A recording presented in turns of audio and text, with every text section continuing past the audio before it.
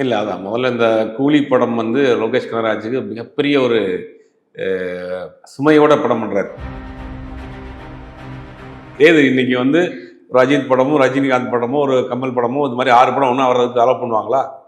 சின்ன படம்னா உங்களுக்கு அவ்வளோ இதாக போயிடுச்சு. வாய்ப்புகள் கம்மியாகிறத காட்டிலும் இவங்க தனத்தனா ஏமாத்திக்கிறாங்க. எல்லா லாங்குவேஜிலும் ஒரு ஆர்டிஸ்ட்டை போட்டால் அது பேன் இண்டியா மூவியாக மாறி இருக்கும்.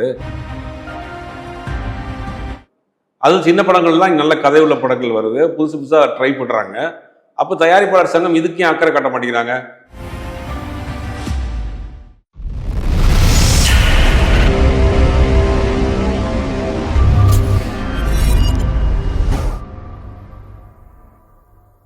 FT சினிமாஸ் வியூவர்ஸ் எல்லாருக்கும் ஒரு ஹாய் ஹலோ வணக்கம். எல்லாரும் நல்லா இருப்பீங்கன்னு சொல்லி நினைக்கிறோம். நாங்களும் ரொம்பவே நல்லா இருக்கும். இன்னைக்கு இந்த வீடியோல வந்துட்டு தமிழ் சினிமால என்ன மாதிரியான விஷயங்கள்லாம் போயிட்டு இருக்கு அப்படின்றத பத்தி தான் வந்துட்டு பார்க்க போறோம். ஸோ அதுக்காக நம்ம கூட யார் இருக்காங்க அப்படின்னு சொல்லி பார்த்தீங்கன்னா ஜுபேர் சார் தான் இருக்காரு. அவரை நம்ம வெல்கம் பண்ணிடலாம். சார் வணக்கம் சார், எப்படி இருக்கீங்க சார்?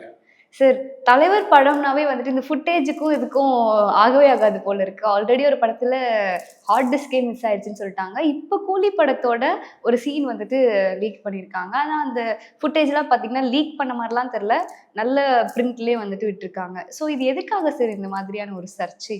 பப்ளிசிட்டிக்காகவா இருக்குமோ? இல்லை, அதான் முதல்ல இந்த கூலி படம் வந்து லோகேஷ் கனகராஜுக்கு மிகப்பெரிய ஒரு சுமையோட படம் பண்ணுறாரு. ஏன்னா ஏற்கனவே லியோ பண்ணார், அதில் வந்து பெருசாக இல்லை அப்படிங்கிறது. இந்த ஒரு பெரிய ப்ராஜெக்ட்டு, சன் பிக்சர்ஸு, பயங்கர மல்டி ஸ்டார்ஸ் இருக்கிறாங்க, பெரிய லெவலில் பண்ணப்படக்கூடிய படம். இந்த படம் வந்து இப்போ ரொம்ப சீக்ரெட்டாக தான் பண்ணுறாங்க. ஆக்சுவலாக பெரும்பாலும் தமிழ்நாட்டில் இந்த படப்பிடிப்பு நடக்குது இல்லை, ஹைதராபாத்தில் தான் பண்ணிட்டு இருக்காங்க, வேறு வேறு ஸ்டேட்டில் தான் பண்ணிட்டு இருக்காங்க. இப்போ நாகார்ஜுனாவும் அவங்க சம்மந்தப்பட்ட காட்சியை தான் அதை லீக் ஆயிருக்கு.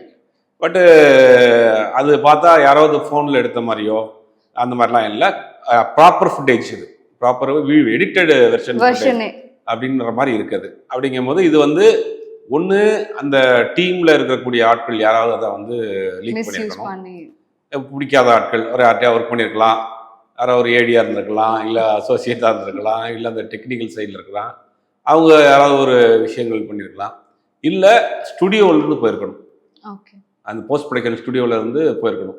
இந்த ரெண்டை தவிர வேற போகிறதுக்கு வாய்ப்பு இல்லை. இந்த ஏடி அவங்கெல்லாம் கூட அந்த அளவுக்கு போகிறதுக்கு வாய்ப்பு இல்லை.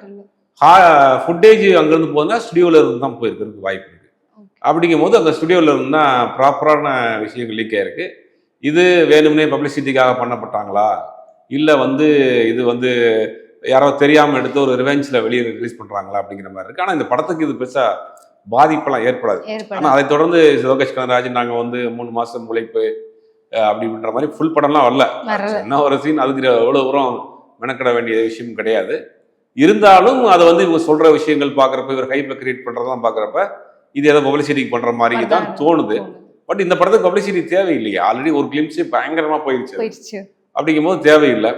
இது இது வந்து ஸ்டுடியோவில் இருந்தால் இது கண்டிப்பாக ரிலீஸ் ஆகிக்கிறதுக்கு வாய்ப்பு இருக்குது. ஓகே சார், இப்போ ரிலீஸ் ஆனாலும் இந்த சீன் படத்துல இருந்து எடுக்கிறதுக்கான விஷயங்கள் ஏதாவது பண்ணுவாங்களா டீம்? இல்லை, எடுக்க மாட்டாங்க. அதை ஏதாவது கொஞ்சம் சேஞ்சஸ் பண்ணி ரிலீஸ் பண்ணுறது. ஏன்னா க்ரௌட் மாதிரி தான் தெரியுது. அது ஒரு உள்ளுக்குள்ள இருக்க சீன் என்னன்னு நமக்கு தெரியாது இல்லையா? அப்படிங்கும்போது அந்த சீனில் ஒரு ஷார்ட் 2-3 ஷார்ட் அவ்வளோதான்.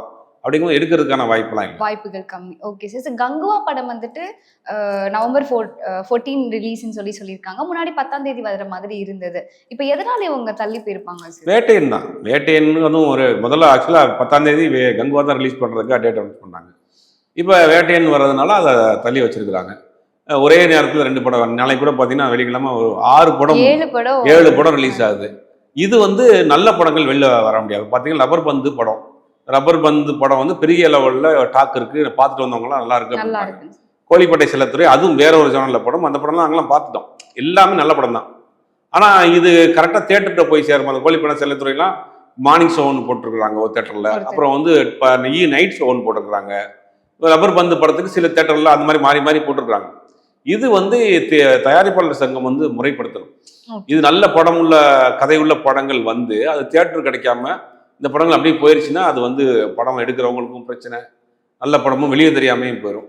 அந்த மாதிரியான ஒரு விஷயம் நடந்துட்டு இருக்கு. அதை தயாரிப்பாளர் சங்கம் இதை வந்து இதே மாதிரி 6 படம் 7 படங்கள்லாம் அதை கொஞ்சம் தவிர்க்கலாம்ல சார்? ஆமா, தவிர்க்கலாம். 7 படம் ஒரே நாள் ரிலீஸ் ஆகிறதுக்கு ஒரு பெரிய படம் தான் விட்டுருவாங்களா? இதே இன்னைக்கு வந்து ஒரு அஜித் படமும் ரஜினிகாந்த் படமும் ஒரு கமல் படமும் இது மாதிரி 6 படம் ஒன்றா வர்றதுக்கு அலோவ் பண்ணுவாங்களா? இப்போ சின்ன படம்னா உங்களுக்கு அவ்வளோ இதாக போயிடுச்சு அது சின்ன படங்கள் தான் நல்ல கதை உள்ள படங்கள் வருது, புதுசு புதுசாக ட்ரை பண்ணுறாங்க. அப்போ தயாரிப்பாளர் சங்கம் இதுக்கு ஏன் அக்கறை காட்ட மாட்டேங்கிறாங்க? 3 படத்துக்கு மேலே ரிலீஸ் பண்ணாதீங்க, அடுத்த வாரம் ஃப்ரைடே ரிலீஸ் பண்ணிக்கோங்க அப்படின்னு ஒரு வரைமுறை போடணுமா இல்லையா? அது ஒரு ரெக்ஷன் கொடுக்கணும், அது பண்ண மாட்டேங்கிறாங்க. இப்போ அதுக்கு அப்படி இங்கே வர்றேன். இங்கே கங்குவாவுக்கும் வேட்டையனுக்கு என்ன நடந்துச்சு? வேட்டையன் வர்றதுனால கங்குவா வந்து டேட தள்ளி போறாங்க. அது ஏறக்குறைய அவங்களா பேசி மியூச்சுவல்ல பண்ணிட்டாங்க. அப்போ இந்த 6 படமும் ரிலீஸ் ஆகுது, 7 படம் ரிலீஸ் ஆகுதுன்னா இது தயாரிப்பாளர் சங்கம் வந்து இதை வந்து ஒரு ரெக்ஷன் கொடுத்துருக்கணுமா இல்லையா? ஒரு ஆர்டர் கொடுத்துருக்கணும். அப்போ பெரிய படத்தை ஒரு மாதிரி பார்க்குறாங்க, சின்ன படத்தை ஒரு மாதிரி பார்க்குறாங்கன்னு தான் தெரியுது. இப்போ அந்த இஷ்யூ வந்துடக்கூடாதுங்கிறதுக்காக தான் அவங்க மாத்திட்டாங்க டேட். ஓகே சார், நீங்க பெரிய படம் சின்ன படம்னு வந்துட்டு சொன்னீங்க. இப்ப பெரிய படம் அப்படிங்கிறது நீங்க பட்ஜெட் வைஸ் சொல்றீங்களா இல்ல வந்துட்டு ஆர்டிஸ்ட் பேஸ்ல சொல்றீங்களா சார்? ஆர்டிஸ்ட் பட்ஜெட் ரெண்டு ஒன்று தானே உங்களுக்கு. இப்போ படத்தினுடைய பெரும்பாலான பட்ஜெட் பாதி வந்து சம்பளமாக போயிடுது. அப்படிங்கும்போது பெரிய ஆர்டிஸ்ட் வந்தாலே அது பெரிய படம் தான்.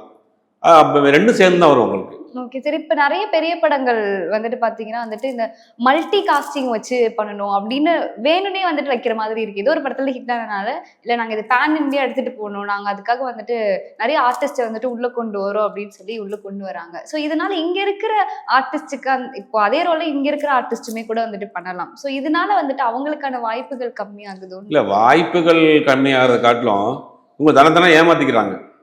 எல்லா லாங்குவேஜிலும் ஒரு ஆர்டிஸ்ட்டை போட்டால் அது பேன் இண்டியா மூவியாக மாறி இருக்கும். அது இப்போ நீங்கள் என்ன தான் எவ்வளோ பெரிய உச்ச நட்சத்திர நடிகராக இருந்தாலும், தமிழ் நடிகராக இருந்தாலும், நீங்கள் வந்து சவுத் இந்தியாவை தாண்டி போனாலும் அவங்க வந்து அவங்க பெருசாக பிஸ்னஸ் கிடையாது, மார்க்கெட் கிடையாது.